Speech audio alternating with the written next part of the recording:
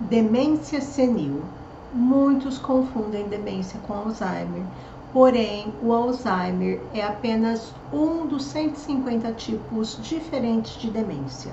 A demência é uma síndrome, ou seja, um conjunto de sintomas e não uma doença específica.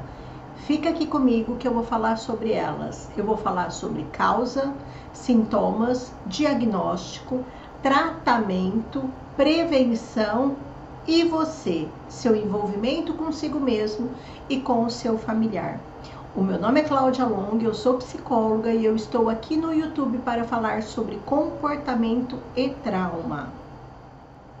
A demência afeta as funções cognitivas, como memória, linguagem, orientação espacial e habilidade de processamento de informação. Os sintomas comuns incluem perda de memória, desorientação, lentidão nas respostas e mudanças de comportamento. Ela não é uma causa direta da morte, ela não causa a morte. Ela causa uma deteriorização das habilidades mentais em função das alterações que acontecem no cérebro. E tudo isso é muito triste para o paciente e para a família. Alguns pontos importantes sobre a demência senil. Causas. Existem várias possíveis causas para a demência senil, incluindo a doença de Alzheimer, que é muito confundida só como demência, que é a causa mais comum das demências em idosos. A característica dessa doença de Alzheimer acontece pela formação de placas emaranhadas no cérebro, levando à perda de células nervosas.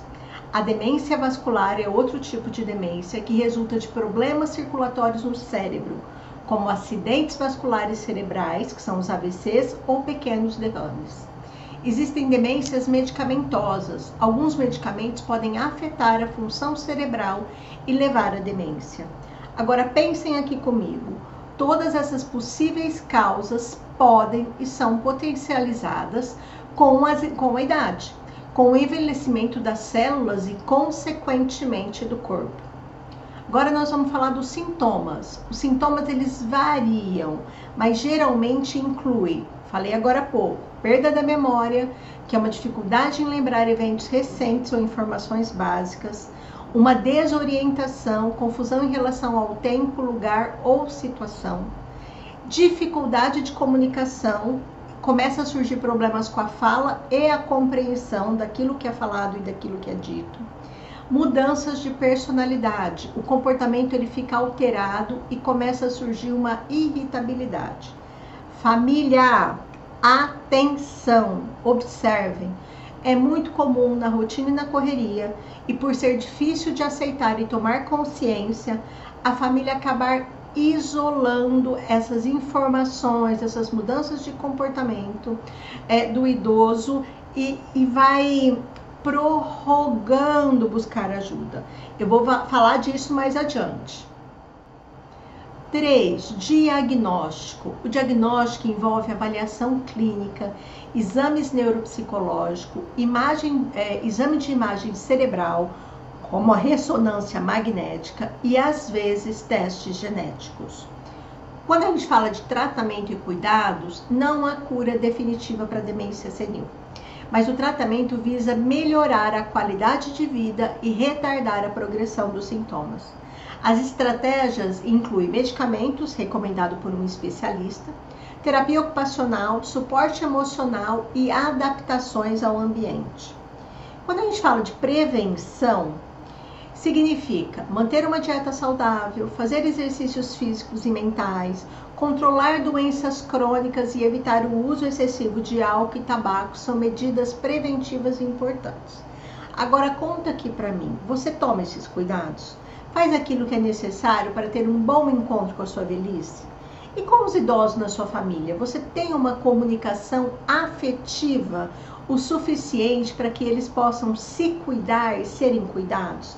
Tem uma diferença entre se cuidar e ser cuidado. Você já pensou nisso? E você, seu envolvimento consigo mesmo e com o seu familiar? Aqui é a parte que mais me representa enquanto psicóloga especialista em trauma. Vou falar sobre a demência e relação familiar. A demência afeta não apenas o indivíduo, mas também toda a família. Quando o ente querido é diagnosticado com demência, os familiares frequentemente se tornam cuidadores e enfrentam muitos desafios. Os cuidadores familiares desempenham um papel fundamental no suporte ao paciente com demência. Eles oferecem proteção, assistência nas atividades diárias e apoio emocional. Agora vem a perguntinha, eu estou sempre aqui questionando vocês. Você é um cuidador? Você tem essas características? Você divide essa função com alguém da família? A relação familiar ela pode ser afetada, pois os cuidadores precisam equilibrar suas próprias necessidades com as do paciente. E isso pode gerar estresse, cansaço e até conflitos. E tudo isso envolve o histórico da relação afetiva desse cuidador com o idoso demenciado. É fundamental que a família possa conversar sobre quem são aqueles mais indicados para estar com o paciente. Isso significa aquele que terá o melhor retorno do paciente. Vocês já perceberam que algumas pessoas se irritam na presença de outras, enquanto que com outras pessoas a pessoa é mais afetiva e menos irritadiça? Então são recursos e características da família que precisam ser consideradas e conversadas, e cada um vai assumindo aquilo que for possível para o bem-estar do paciente demenciado e da família. Investir em apoio emocional, comunicação eficaz e compreensão mútua é fundamental para enfrentar esses desafios juntos. Muitas famílias têm optado por internação em casa de repouso para idosos. Caso essa seja a sua escolha, seja cuidadoso e criterioso na escolha do espaço e mantenha as visitas ao familiar. O fato é que a relação familiar desempenha um papel vital no cuidado de pessoas com demência. E o sentimento que esse idoso irá desencadear em você conta para toda a tua relação de uma vida com ele. Por exemplo, paciência, irritabilidade, tolerância, raiva. É importante falar também sobre a relação medicamentosa na demência. As medicações atuais não podem impedir o dano causado pela demência às células cerebrais, mas elas podem ajudar a diminuir ou estabilizar os sintomas por um tempo limitado. Então, a busca por um especialista para que a medicação seja administrada corretamente é fundamental. Um geriatra é uma boa escolha. Existem outras coisas também, como atividade física e o uso de música na demência, que surgem como benefício na diminuição da irritabilidade do paciente, dele ficar mais cooperativo e retardar os sintomas. Por exemplo, os benefícios da atividade física. Acontece a preservação cognitiva. A atividade física sistematizada, ela pode contribuir para melhorar temporariamente as funções cognitivas em pacientes com demência.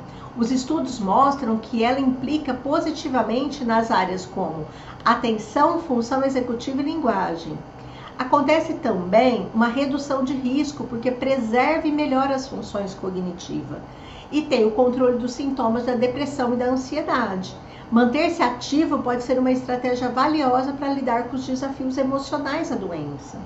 É claro que é preciso encontrar um profissional que atenda esses critérios, criando um vínculo com a paciente com demência senil.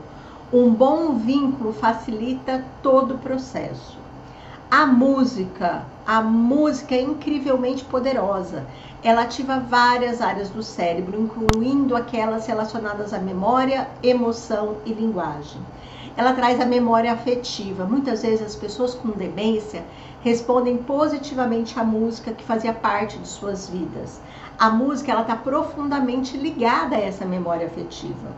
Reduz a agitação e a ansiedade. Ouvir música pode aliviar essa agitação e essa ansiedade em pacientes com demência. Músicas suaves e os familiares podem proporcionar conforto e conexão. E acontece toda a estimulação cognitiva. Tocar um instrumento musical ou cantar também é benéfico. E envolve coordenação motora, memória e concentração. Agora, imagina, né? Se você tem uma disponibilidade interna de oferecer isso ao seu familiar, juntar, né? Combinar a atividade física e a música, dançar ao som de músicas favoritas é uma maneira divertida de exercitar e estimular a mente. Além disso, a dança promove a interação social, o que é igualmente importante. Porém, tudo isso precisa que haja disponibilidade interna do familiar. Você tem? Tem alguém da sua família que tem? Outra questão, você já pensou que pode fazer a prevenção para a sua melhor idade fazendo boas escolhas hoje? Prevenindo, sim, uma demência futura. E aí, o que você achou do conteúdo de hoje? Me fala, deixa nos comentários, vou responder todos com muito carinho. Se ainda não se inscreveu no canal, se inscreva, é muito importante para mim. E dê like e reencaminhe esse conteúdo para quem você sabe que vai se interessar por ele. Nos vemos no próximo vídeo.